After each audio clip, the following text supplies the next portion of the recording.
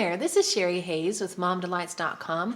I'm the mom of 15. I've been homeschooling for about 30 years, and I've been talking a lot lately about Charlotte Mason for real moms who have real children and live in a real world.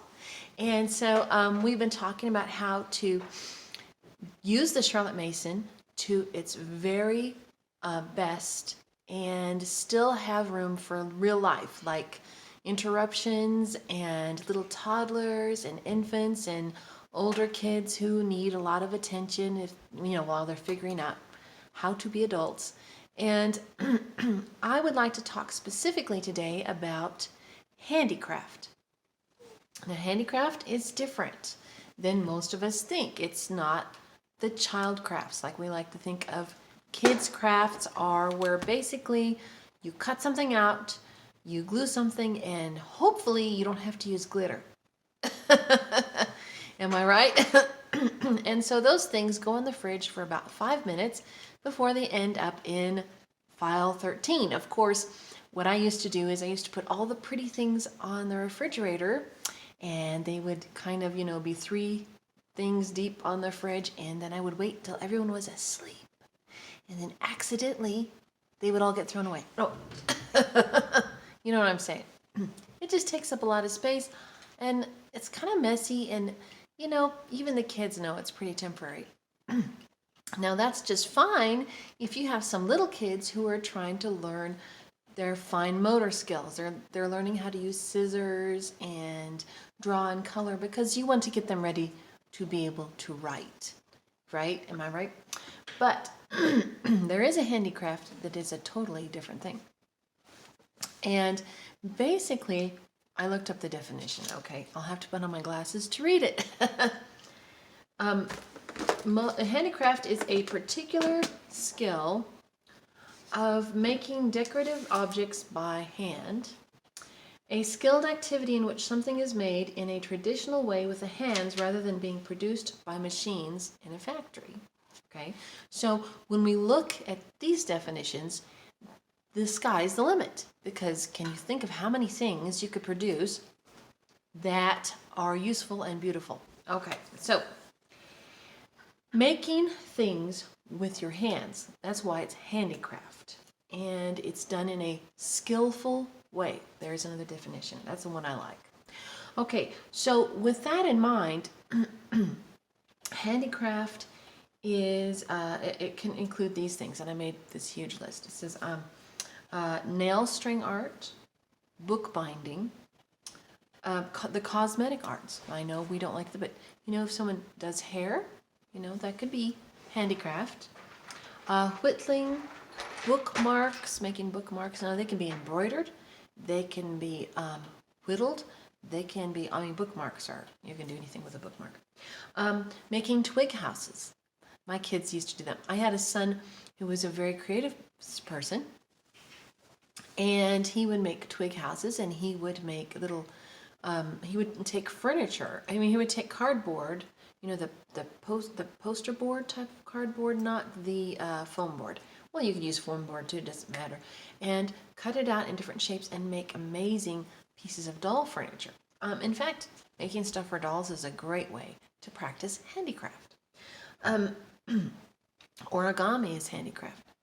Growing houseplants.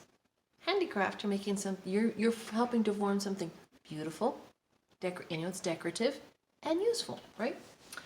Working with clay. All kinds of things you can do with clay that are very useful. Flower pressing. Have you ever seen, I looked on Pinterest and I saw where people are taking like wildflowers and they're pressing them into clay and allowing it to dry, and then they take and make it like a mold, and then they cut these molds out, they cover them with acrylic, they paint them and then cover them with acrylic, and they actually use them as earrings, just amazing stuff. Leaf and flower printing, where you take a flower and use a hammer, and the color from the flower or the leaf goes onto a piece of paper you've made, some stationery. So that's another thing. Flower pressing. I'll show you some flower pressing right here. This is some that my daughters have done, And when they did this, it was bouquets that we would receive from people. And they took the flowers and they pressed them. Now, we don't have a flower press. Oh, sorry for that reflection. They took and they put these flowers in like encyclopedia sets. So they all smushed together. So they were flattened that way and dried. You know, they had a wax paper around them or something. And then we had these frames that we found at the Goodwill. And then they put the flowers, arranged them on a piece of white paper, and then they look beautiful together, sitting on their dresser, right? So that's something you can do easily. Let's see. I'll go on. Making stationery, any kind of stationery, even if you're going online and you're designing something and printing it out, making stationery. Thank you cards, that's another thing. Home decorating. You know, why can't you think of your home as your palette? And moving around furniture and arranging things. I mean, that's an art, right? That's a craft. Baking, you know, decorating a beautiful cake or making some danishes or something else that's both delicious and lovely and very pleasing. That's a handicraft. Air dry clay. That's something that little kids can do. They love. Hairdressing is like making little barrettes and things like that. Knitting and crochet. Now, my little girls learned how to crochet. You can teach little kids how to crochet with their fingers. Just take an old ball of yarn and make a slip knot, and they can crochet with their fingers. They can tell them they're making a jump rope or something. You know, that's a way just to begin them. And actually, that builds a lot of fine motor control so that they can write as well. There's beading, which is amazing. It seems like it's everywhere. Beading is everywhere. You can buy beads. I got this little set from the Dollar Tree. And I think we had this laying around, but my daughter started doing a little beading here. And, you know, I know that we don't like to think of tiny children doing that because they'll eat the beads, but you don't have to be too old to bead with larger beads. And you can get whole bags of those little plastic beads, and they can practice beading. There's embroidery. This is just one little box, a collection of all our embroidery floss. Here are some hoops we have. This is very cheap, a very cheap craft to do. Embroidery floss is super cheap, and the hoops are, and you can use just a piece of old canvas. You can use a cut up pair of jeans to embroider.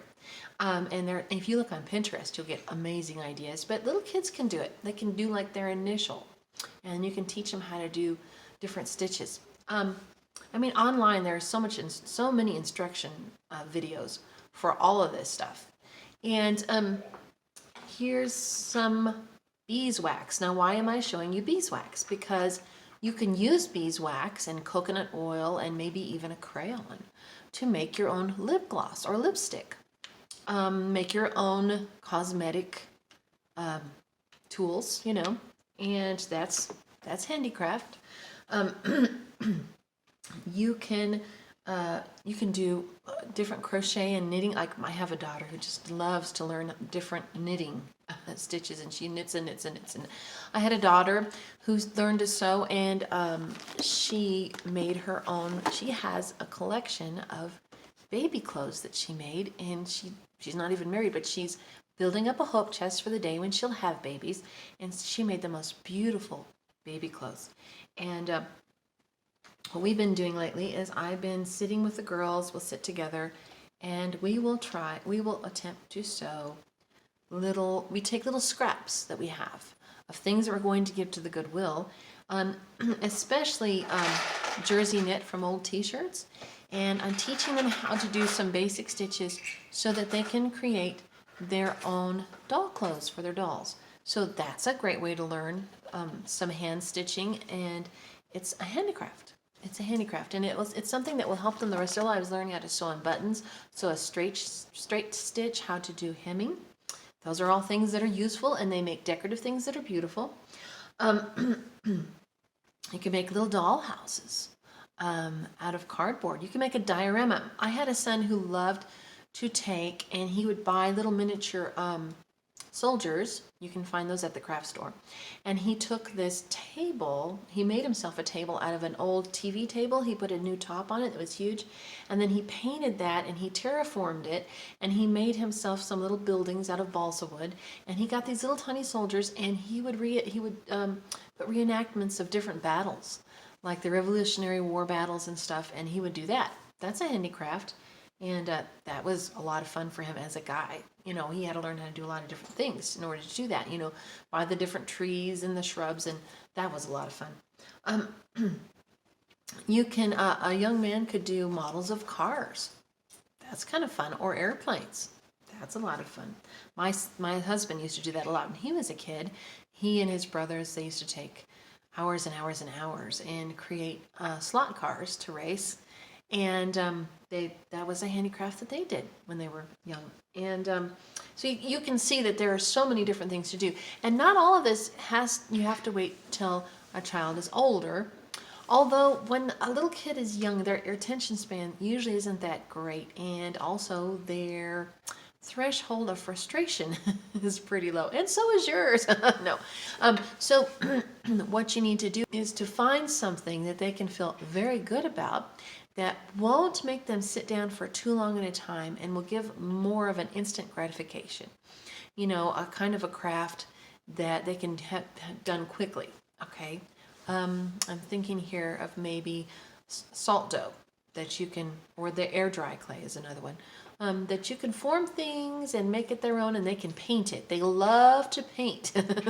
You know, buy some of those cheap acrylic paints and do some air dry clay. And especially around Christmas time, this is like our favorite thing to do, is to make Christmas decorations with some kind of an air dry or oven dry as in salt dough clay, and have them paint it, and you know, put an old t-shirt on them, whatever, protect your environment.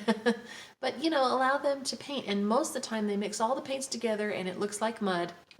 But they are so happy when they're done.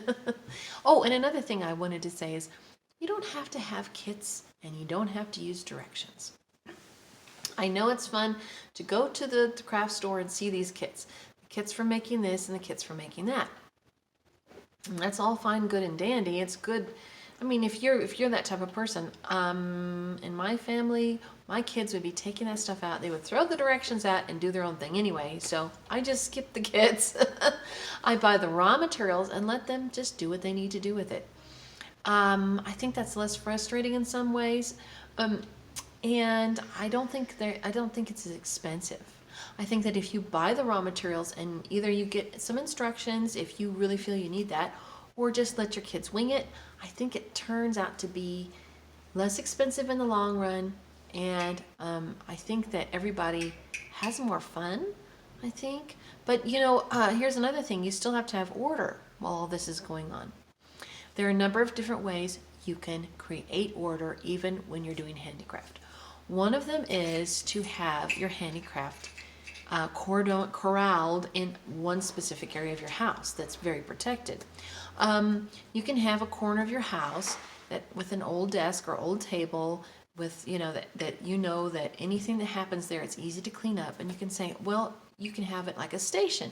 You can say, well, if you do your schoolwork or chores or whatever, you can have some time in the handicraft corner, and you can have some raw materials there that are available, and with a little bit of supervision, they can have a time, and it can be a special privilege. That's one way of doing handicraft. Another way is that you can make it a group activity, and you can have everyone sitting around the table and doing handicraft at the same time. And lots of times it's better for you to keep frustration, noise level, you know, all that down, is to have one type of handicraft going on at a time. Like if you're all sewing together, or you're all, you know, whatever it is.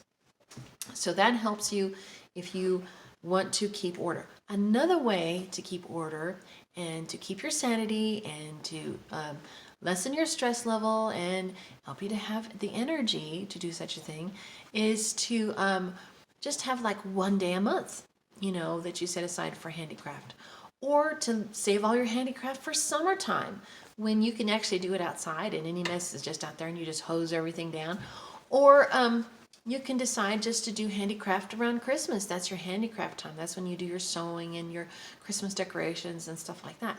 So there are different ways to do it to where you don't have to feel as stressed, and you can have more fun with your kids.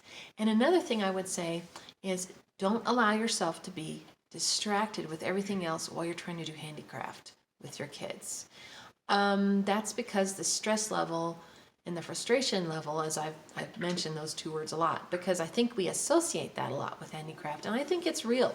When you have ages from infants to young adults, you are looking at a potential for a volcano eruption. So if you don't want things to become volcanic, you have to be able to have planning in place so that things are pretty much streamlined. If you're going to work with small children, and let's say that you wanted to do, the little kids or little girls are saying, "Mommy, mommy, mommy, I want to make a dress for my dolly. Mommy, mommy, mommy," right? So what you want to do is you want to prepare as much as you can beforehand. Have the jersey knit cut in little pieces like that. You want to allow them to explore a little bit, but not to the point. Lots of times they have great ambitions, but not the ability to do it, and you end up doing it for them. So you want to have some parameters around that.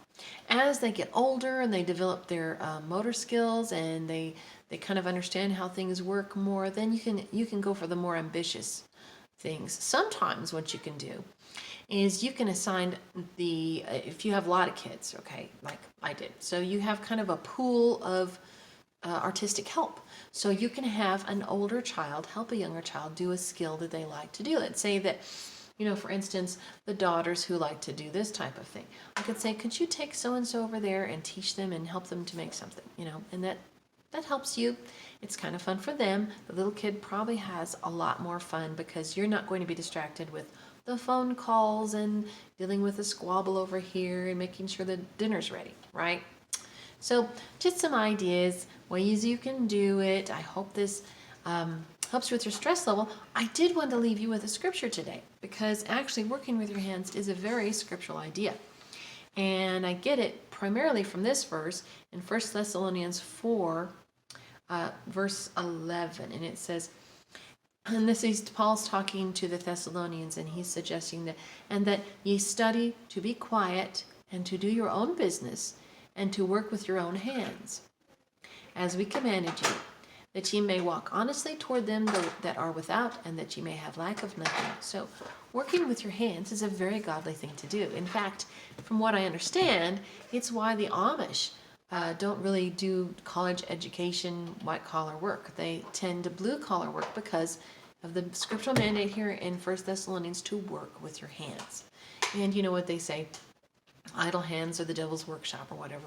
But, if you work with your hands, there's a great satisfaction when you create something beautiful, and it's worth it. It's worth it to work through the frustration with yourself and your children so that you can learn to put hard work and patience into something that is lasting and beautiful. So I hope this gives you good ideas. I hope it kind of relieves some of the stress of even thinking about it. And I hope you have a wonderful day. See you next time. Bye-bye.